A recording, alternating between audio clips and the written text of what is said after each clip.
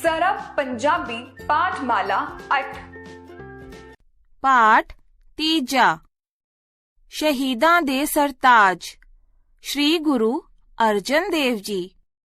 पाठ दा उद्देश विद्यार्थियों नूं सिख इतिहास बारे जानकारी दिंदे होए श्री गुरु अर्जन देव जी दे महान कम्मां ते कुर्बानी बारे दसना। सिख इतिहास कुर्बानियां नाल भरपूर है। कुर्बानियां दा ए विरसा सिख कौम नूं अपने महान गुरुआं कोलों प्राप्त होया है। कुर्बानी दी ए रीत सिखां दे पंजवें गुरु श्री गुरु अर्जन देव जी तो शुरू होई। गुरु जी ने जालमां दे जुल्मां नूं शांत चित होके सहन कीता ते अंत प्रभु दे चरनां विच जाके बिराजे। ਉਹਨਾਂ ਨੇ ਜਪਜੀ ਸਾਹਿਬ ਦਾ ਪਾਠ ਕਰਦਿਆਂ ਇਸ ਧਰਤੀ ਤੋਂ ਵਿਦਾਇਗੀ ਲਈ। ਉਹ ਆਖਦੇ ਸਨ ਕਿ ਜਿਨ੍ਹਾਂ ਨੇਕ ਕੰਮਾਂ ਲਈ ਉਹਨਾਂ ਦਾ ਜਨਮ ਇਸ ਧਰਤੀ ਤੇ ਹੋਇਆ ਸੀ, ਉਹ ਉਹਨਾਂ ਨੂੰ ਸੰਪੂਰਨ ਕਰਕੇ ਹੀ ਇਸ ਧਰਤੀ ਤੋਂ ਵਿਦਾ ਹੋ ਰਹੇ ਹਨ। ਇਸ ਲਈ ਉਹਨਾਂ ਨੂੰ ਇਸ ਮਾਨਸ ਚੋਲੇ ਨੂੰ ਛੱਡ ਕੇ ਜਾਣ ਦਾ ਕੋਈ ਦੁੱਖ ਨਹੀਂ ਹੈ। ਗੁਰੂ ਜੀ ਦੀ ਇਸ ਮਹਾਨ ਕੁਰਬਾਨੀ ਕਰਕੇ ਹੀ ਉਹਨਾਂ ਨੂੰ ਸ਼ਹੀਦਾਂ ਦੇ ਸਿਰਤਾਜ ਆਖਿਆ ਜਾਂਦਾ ਹੈ। ਗੁਰੂ ਜੀ ਦਾ ਜਨਮ 1563 ਈਸਵੀ ਵਿੱਚ ਗੋਇੰਦਵਾਲ ਸਾਹਿਬ ਵਿਖੇ ਬੀਬੀ ਭਾਨੀ ਜੀ ਦੀ ਪਵਿੱਤਰ ਕੁੱਖੋਂ ਹੋਇਆ। ਆਪ ਦੇ ਪਿਤਾ ਜੀ ਦਾ ਨਾਂ ਸ਼੍ਰੀ ਗੁਰੂ ਰਾਮਦਾਸ ਜੀ ਸੀ, ਜੋ ਸਿੱਖਾਂ ਦੇ ਚੌਥੇ ਗੁਰੂ ਸਨ। ਤੀਸਰੇ ਗੁਰੂ ਸ਼੍ਰੀ ਅਮਰਦਾਸ ਜੀ ਆਪ ਦੇ ਨਾਨਾ ਜੀ ਸਨ। ਕਿਉਂਕਿ ਬਚਪਨ ਤੋਂ ਹੀ ਆਪ ਵਿਦਵਤਾ ਨਾਲ ਭਰਪੂਰ ਸਨ, ਇਸ ਲਈ ਆਪ ਦੇ ਨਾਨਾ ਜੀ ਨੇ ਆਪ ਨੂੰ ਦੋਹਿਤਾ ਬਾਣੀ ਦਾ ਬੋਹਿਥਾ ਦਾ ਵਰਦਾਨ ਦੇ ਦਿੱਤਾ ਸੀ। ਇਹ ਉਸੇ ਵਰਦਾਨ ਤੇ ਵਿਦਵਤਾ ਦਾ ਹੀ ਸਿੱਟਾ ਸੀ ਕਿ ਆਪ ਨੇ ਬਾਣੀ ਦਾ ਜਹਾਜ਼ ਸ਼੍ਰੀ ਗੁਰੂ ਗ੍ਰੰਥ ਸਾਹਿਬ ਜੀ ਦੀ ਸੰਪਾਦਨਾ ਕੀਤੀ। ਆਪ ਨੇ ਆਪਣੇ ਤੋਂ ਪਹਿਲੇ 4 ਗੁਰੂਆਂ ਦੀ ਬਾਣੀ ਨੂੰ ਇਕੱਤਰ ਕੀਤਾ ਤੇ ਭਾਈ ਗੁਰਦਾਸ ਜੀ ਨੂੰ ਸੁੰਦਰ ਲਿਖਾਈ ਵਿੱਚ ਲਿਖਣ ਲਈ ਕਿਹਾ। ਜਦੋਂ ਸ਼੍ਰੀ ਗੁਰੂ ਗ੍ਰੰਥ ਸਾਹਿਬ ਜੀ ਸਜ ਕੇ ਤਿਆਰ ਹੋ ਗਏ ਤਾਂ ਇਸ ਦਾ ਪ੍ਰਕਾਸ਼ ਪਹਿਲੀ ਵਾਰ ਸ਼੍ਰੀ ਹਰਮੰਦਰ ਸਾਹਿਬ ਵਿੱਚ ਕੀਤਾ ਤੇ ਇਸ ਦੇ ਮੁੱਖ ਗ੍ਰੰਥੀ ਵਜੋਂ ਬਾਬਾ ਬੁੱਢਾ ਜੀ ਨੂੰ ਸੇਵਾ ਨਿਭਾਉਣ ਲਈ ਬੇਨਤੀ ਕੀਤੀ। ਅੱਜ ਸ਼੍ਰੀ ਗੁਰੂ ਗ੍ਰੰਥ ਸਾਹਿਬ ਜੀ ਸਿੱਖਾਂ ਦੇ 11ਵੇਂ ਗੁਰੂ ਭਾਵ ਸ਼ਬਦ ਗੁਰੂ ਵਜੋਂ ਜਾਣੇ ਜਾਂਦੇ ਹਨ। ਸਿੱਖ ਕੌਮ ਨਾਲ ਸੰਬੰਧ ਰੱਖਣ ਵਾਲੇ ਹਰ ਕੰਮ ਗੁਰੂ ਗ੍ਰੰਥ ਸਾਹਿਬ ਜੀ ਦੀ ਓਟ ਲੈ ਕੇ ਸ਼ੁਰੂ ਕਰਦੇ ਹਨ।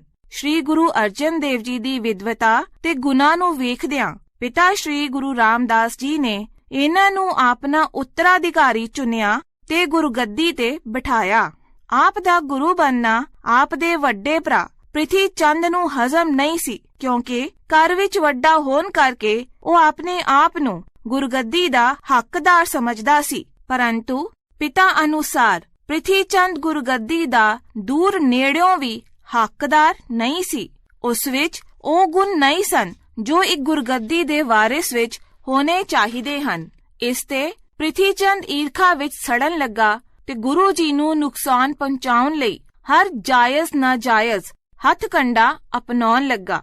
ਪਰੰਤੂ ਗੁਰੂ ਜੀ ਨੇ ਉਸ ਦੀ ਰਤਾ ਵੀ ਪਰਵਾਹ ਨਾ ਕੀਤੀ ਤੇ ਆਪਣੇ ਕੰਮਾਂ ਵਿੱਚ ਜੁਟੇ ਰਹੇ। ਗੁਰੂ ਜੀ ਨੇ ਗੁਰਗੱਦੀ ਤੇ ਬੈਠਦਿਆਂ ਹੀ ਮਹਾਨ ਕੰਮ ਕਰਨੇ ਵਿੱਢ ਦਿੱਤੇ। ਸਭ ਤੋਂ ਪਹਿਲਾਂ ਉਹਨਾਂ ਨੇ ਆਪਣੇ ਪਿਤਾ ਜੀ ਵੱਲੋਂ ਸ਼ੁਰੂ ਕੀਤੀ ਸ਼੍ਰੀ ਹਰਮੰਦਰ ਸਾਹਿਬ ਜੀ ਦੀ ਉਸਾਰੀ ਨੂੰ ਨੇਪਰੇ ਚਾੜਨ ਦਾ ਜ਼ਿੰਮਾ ਲਿਆ। ਉਹਨਾਂ ਨੇ ਇਸ ਨੂੰ ਇੱਕ ਮਹਾਨ ਤੀਰਥ ਦਾ ਦਰਜਾ ਦਿੱਤਾ, ਜਿਸ ਦੇ ਦੁਆਰ ਸਭ ਧਰਮਾਂ ਦੇ ਲੋਕਾਂ ਲਈ ਖੋਲ੍ਹ ਦਿੱਤੇ। ਇਸ ਦੇ 4 ਦਰਵਾਜ਼ੇ ਇਸੇ ਦਾ ਪ੍ਰਮਾਣ ਹਨ ਕਿ ਇਹ ਸਭ ਧਰਮਾਂ ਦਾ ਸਾਂਝਾ ਹੈ। ਤਾਈਓ ਤਾਂ ਹਰ ਰੋਜ਼ ਹਜ਼ਾਰਾਂ ਹੀ ਸ਼ਰਧਾਲੂ ਇਸ ਦੇ ਦਰਸ਼ਨ ਕਰਕੇ ਨਿਹਾਲ ਹੋ ਰਹੇ ਹਨ। ਇਸ ਦੇ ਪਵਿੱਤਰ ਸਰੋਵਰ ਵਿੱਚ ਇਸ਼ਨਾਨ ਕਰਕੇ ਜਨਮਾਂ ਜਨਮਾਂ ਦੇ ਪਾਪ ਧੁੱਲ ਰਹੇ ਹਨ। ਇਹ ਪਵਿੱਤਰ ਤੀਰਥ ਅੱਜ ਪੂਰੇ ਉੱਤਰ ਭਾਰਤ ਦੀ ਸ਼ਾਨ ਬਣ ਚੁੱਕਾ ਹੈ। ਇਸ ਨੂੰ ਸੁਨਹਿਰੀ ਮੰਦਰ ਵੀ ਕਹਿੰਦੇ ਹਨ, ਕਿਉਂਕਿ ਇਹ ਸਾਰਾ ਹੀ ਸੋਨੇ ਵਿੱਚ ਜੜਿਆ ਹੋਇਆ ਹੈ।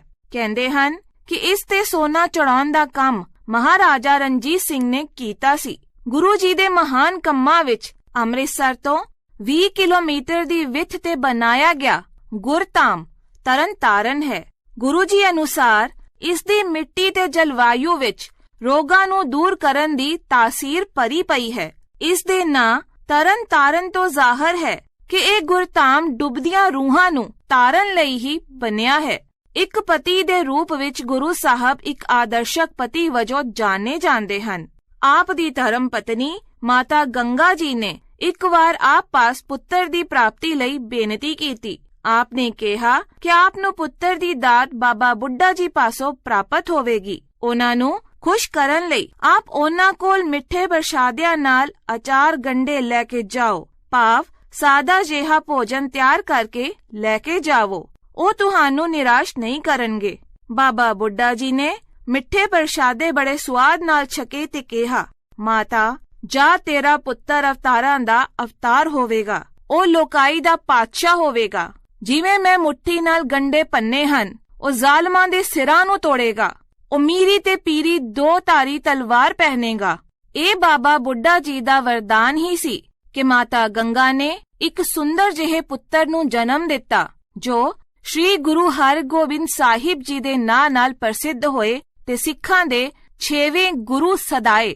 ਗੁਰੂ ਜੀ ਦੀ ਪ੍ਰਸਿੱਧੀ ਦੂਰ ਦੂਰ ਤੱਕ ਫੈਲ ਗਈ। ਉਹਨਾਂ ਦੀ ਪ੍ਰਸਿੱਧੀ ਨੂੰ ਦੇਖ ਕੇ ਈਰਖਾਲੂ ਲੋਕ ਈਰਖਾ ਦੀ ਭੱਠੀ ਵਿੱਚ ਸੜਨ ਲੱਗੇ। ਖਾਸ ਕਰਕੇ ਉਹਨਾਂ ਦਾ ਸਗਾ ਭਰਾ ਪ੍ਰਿਥੀ ਚੰਦ ਤਾਂ ਈਰਖਾ ਨਾਲ ਕੋਲੇ ਹੋਇਆ ਪਿਆ ਸੀ। ਉਹ ਉਸ ਸਮੇਂ ਦੇ ਮੁੱਲਾ ਮੁਲਾਨਿਆਂ ਨੂੰ ਗੁਰੂ ਜੀ ਵਿਰੁੱਧ ਭੜਕਾਉਂਦਾ ਰਹਿੰਦਾ। ਖੁਸਰੋ, ਜੋ ਮੁਗਲ ਬਾਦਸ਼ਾਹ ਜਹਾਂਗੀਰ ਦਾ ਪੁੱਤਰ ਸੀ, ਆਪਣੇ ਪਿਤਾ ਜੀ ਨਾਲ ਬਗਾਵਤ ਕਰਕੇ ਗੁਰੂ ਜੀ ਦੀ ਸ਼ਰਨ ਵਿੱਚ ਆ ਗਿਆ ਸੀ। ਗੁਰੂ ਜੀ ਨੇ ਉਸ ਨੂੰ ਇਹ ਕਹਿ ਕੇ ਸ਼ਰਨ ਵਿੱਚ ਲੈ ਲਿਆ ਕਿ ਇਹ ਤਾਂ ਗੁਰੂ ਦਾ ਘਰ ਹੈ, ਇੱਥੇ ਕੋਈ ਵੀ ਆ ਕੇ ਰਹਿ ਸਕਦਾ। ਗੁਰੂ ਜੀ ਦੇ ਖੁਸਰੋ ਨੂੰ ਸ਼ਰਨ ਵਿੱਚ ਲੈਣ ਤੇ ਜਹਾਂਗੀਰ ਨੂੰ ਬਹੁਤ ਤਕਲੀਫ ਹੋਈ। ਉਧਰ ਚੰਦੂ, ਜਿਸ ਦੀ ਲੜਕੀ ਦਾ ਰਿਸ਼ਤਾ ਗੁਰੂ ਜੀ ਨੇ ਆਪਣੇ ਸਪੁੱਤਰ ਨਾਲ ਠੁਕਰਾ ਦਿੱਤਾ ਸੀ, ਉਹ ਵੀ ਆਪ ਜੀ ਦਾ ਕੱਟੜ ਦੁਸ਼ਮਣ ਬਣਿਆ ਬੈਠਾ ਸੀ। ਜਹਾਂਗੀਰ ਨੇ ਗੁਰੂ ਜੀ ਨੂੰ ਲਾਹੌਰ ਬੁਲਾਇਆ। ਆਪ ਜੀ ਤੇ ਖੁਸਰੋ ਨੂੰ ਸ਼ਰਨ ਦੇ ਕੇ ਬਗਾਵਤ ਕਰਨ ਦਾ ਇਲਜ਼ਾਮ ਲਾਇਆ। ਸਿੱਟੇ ਵਜੋਂ ਉਸਨੇ ਆਪ ਨੂੰ 2 ਲੱਖ ਰੁਪਏ ਜੁਰਮਾਨਾ ਕਰ ਦਿੱਤਾ ਤੇ ਫੌਰਨ ਸ਼ਾਹੀ ਖਜ਼ਾਨੇ ਵਿੱਚ ਜਮ੍ਹਾਂ ਕਰਾਉਣ ਦਾ ਹੁਕਮ ਦੇ ਦਿੱਤਾ। ਗੁਰੂ ਜੀ ਦੇ 2 ਲੱਖ ਰੁਪਏ ਜੁਰਮਾਨਾ ਦੇਣ ਤੋਂ ਇਨਕਾਰ ਕਰਨ ਤੇ ਜਹਾਂਗੀਰ ਨੇ ਆਪ ਨੂੰ ਚੰਦੂ ਦੇ ਹਵਾਲੇ ਕਰ ਦਿੱਤਾ। ਚੰਦੂ ਨੇ ਆਪ ਤੇ ਅਸਹਿ ਤੇ ਅਕਹਿ ਜ਼ੁਲਮ ਕੀਤੇ। ਆਪ ਦੇ ਨੰਗੇ ਪਿੰਡੇ ਤੇ ਤੱਤੀ ਰੇਤ ਪਾਈ ਗਈ। ਆਪ ਨੂੰ ਤਤੀਆਂ ਲੋਹਾਂ ਤੇ ਬਿਠਾਇਆ ਗਿਆ। ਆਪ ਨੇ ਉਸ ਦੇ ਹਰੇਕ ਜ਼ੁਲਮ ਨੂੰ ਰੱਬ ਦਾ ਭਾਣਾ ਮੰਨ ਕੇ ਸਹਿਨ ਕੀਤਾ। ਅੰਤ ਆਪ ਨੇ ਉਸ ਕੋਲ ਰਾਵੀ ਦਰਿਆ ਵਿੱਚ ਇਸ਼ਨਾਨ ਕਰਨ ਦੀ ਇੱਛਾ ਪ੍ਰਗਟ ਕੀਤੀ। ਜਿਉਂ ਹੀ ਗੁਰੂ ਜੀ ਨੇ ਰਾਵੀ ਵਿੱਚ ਇਸ਼ਨਾਨ ਕੀਤਾ, ਆਪ ਨੇ ਆਪਣਾ ਸਰੀਰ ਰਾਵੀ ਦਰਿਆ ਨੂੰ ਸੌਂਪ ਦਿੱਤਾ। ਆਪ ਜਪਜੀ ਸਾਹਿਬ ਦਾ ਪਾਠ ਕਰਦੇ ਹੋਏ ਇਸ ਧਰਤੀ ਤੋਂ ਵਿਦਾਇਗੀ ਲੈ ਗਏ।